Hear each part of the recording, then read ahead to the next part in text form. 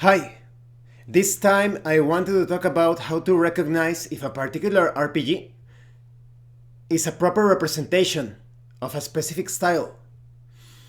There are many tabletop role playing games that express a certain emulation of different styles that, oh, this tabletop role playing game is kind of like a movie. This tabletop role playing game is kind of like anime adventures. This tabletop and so forth, many different styles. I was thinking about genre, but I think it has more to do with the style that the game uses or employs when it comes to the mechanics, the way that the adventures and scenarios proceed, etc. So I wanted to give you some examples to recognize some good tabletop RPGs that, like I said, are representative of such styles. When it comes to movie style RPGs, I would say that the Epoch Horror tabletop role playing game, that's the Epoch game, it's a card based system, is a good representation. It makes certain, I would say, logical demands of the players. The rulebook tells you that you should always be in character during the scene. Do not step out of character. That's actually the first review of this channel, the Epoch RPG. So I like how the scenes are divided. The players participate in character during the entire scene, and then you have this cut, like in a movie. And so the characters, this is an actual case of the player characters suddenly role playing as the audience. They turn into these like members of the audience watching the film, and they get to vote on different characters that, oh, this character was the most important for this scene and this other character, etc. That's the way that you decide which characters are going to be taking damage, surviving, how interesting those characters are. In fact, the survivability of your character depends or relies on how interesting your portrayal of that character is. If you start to roleplay as a dull character, the audience is going to vote against you, and you're going to die quite soon, probably.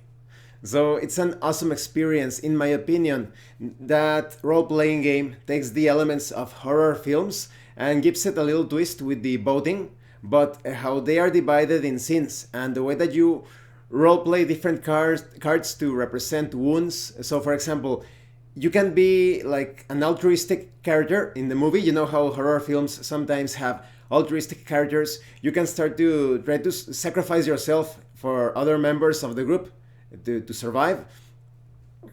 But this is somewhat of a risky move.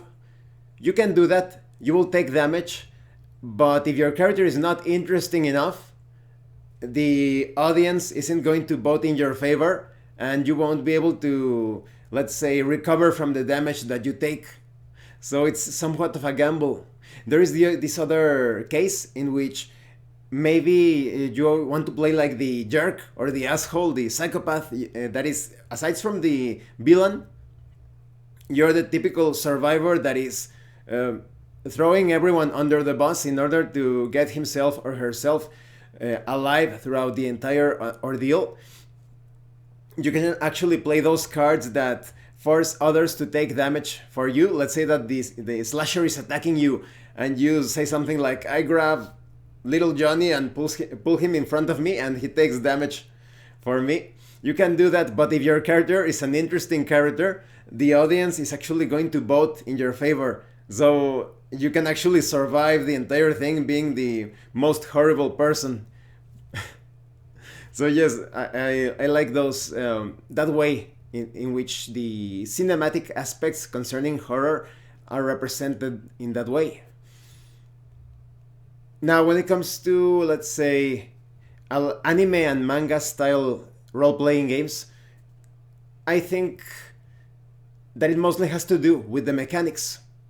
You can represent the scenes in many different ways because you have anime and manga as the inspiration behind these RPGs. But when it comes to building your character, adding flaws and edges, and even the mechanics themselves, I think they should do their best when it comes to representing some manga and anime tropes. In the case of OVA, let me write down the games just to put them in the description. I have reviewed some of them. some old reviews that are quite imperfect in my opinion. Well, it was the start of this channel, but maybe you will find them useful. Let's say, okay, okay, in the case of OVA, which can provide an anime or manga style, and there is a difference. Manga is more like comic books, at least in the sense of the process is not going to be as fluid when it comes to an anime series or OVA or original video animation, etc. But I think that OVA can handle it either way, mostly because of the mechanics of the system. You have these character flaws that are quite thematic, like the nosebleed. Those of you familiar with anime and manga know that when a character, usually a male character, although there are female characters that also go through that, when they see a really hot guy or a really hot girl, they nosebleed. It was like a representation of you getting turned on or horny, and you have that as a flaw if you are playing the game. And during an adventure, maybe you are the male character, the male protagonist, and you encounter a really hot woman. You cannot help it. It's part of your character flaws. You're going to bleed out. And in Nova, because of the way that damage is handled, you can carry out some pretty devastating attacks, and that's a good representation of how those main characters or protagonists sometimes do this ultra mega special attack out of nowhere and they deal so much damage. In the case of Valor, and I think it was going to get a second printing. Let me write that name down. In the case of Valor, you have the power of friendship in order to be more, how would you say, effective during your attacks, moves, etc. You basically call out the cause what you are fighting for, like, oh, I'm fighting for my girlfriend, or I'm fighting for the fate of the world, or I'm fighting for this cause. And that actually gives you a boost to your actions, and it's a perfect trope of shonen manga, you know, that manga that is targeted towards the younger audience, like teenagers and all of that. They always use the power of friendship or whatever inspiration to be more successful at different things. So that's a good way of representing the style through the mechanics. Now, there's also, like I said, I feel like there is a video game TTRPG emergent genre. In this case, I'd rather call it style. Sometimes the lines between style and genre blur a bit, but in order to keep this within the scope of this video, within this particular topic, I'm going to call it a style. Like I said, there are many TTRPGs or tabletop RPGs that try to emulate or represent this sort of style in the video game media, but many of them fail at that. I have already mentioned how Fabula Ultima is terrible at it. You can see that the author lost complete focus when he was using movies and comic books as references. If you are designing a tabletop RPG that is supposed to be the video game experience in your gaming table, your references should be video games. That's it. If you're thinking about movies, about comic books, it's an obvious sign of losing focus. But there are some really good ones, like Runecairn, Varden Saga. Let me write that down. Runecairn. Okay. You know that the Dark Souls game, the official game, was quite the catastrophe. You can look for videos, it's so awful. It seems that they are trying to fix it a bit, but for a high quality studio, supposedly high quality studio such as Steam Forged Games, time and again they have proven that they are terrible. They suck when it comes to rules. Terrible. So they only rely on the licenses. They are the fast food of tabletop role-playing games, and even board games. They rely on the licenses and the bling, the pizzazz of the intellectual property that they are using. The tiles for Resident Evil, they are quite awful. Even in the graphic design, sometimes they fail at that. I think Resident Evil 3 is a bit better in board game, that is, but the Dark Souls board game is also pretty awful. The community, they had to fix it. The game was terrible, so terrible. But okay, moving on. Like I said, people only buy that because of the miniatures and sometimes the tiles.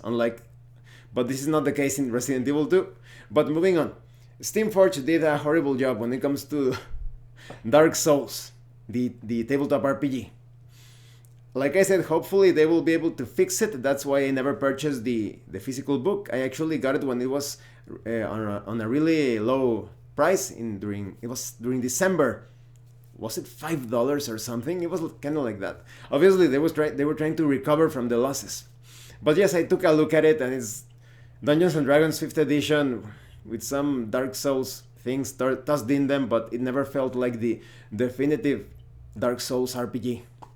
But Runecairn Varden Saga, which can be played as a solo game, as a competitive game, or as a co-op game, is a complete triumph when it comes to representing Dark Souls.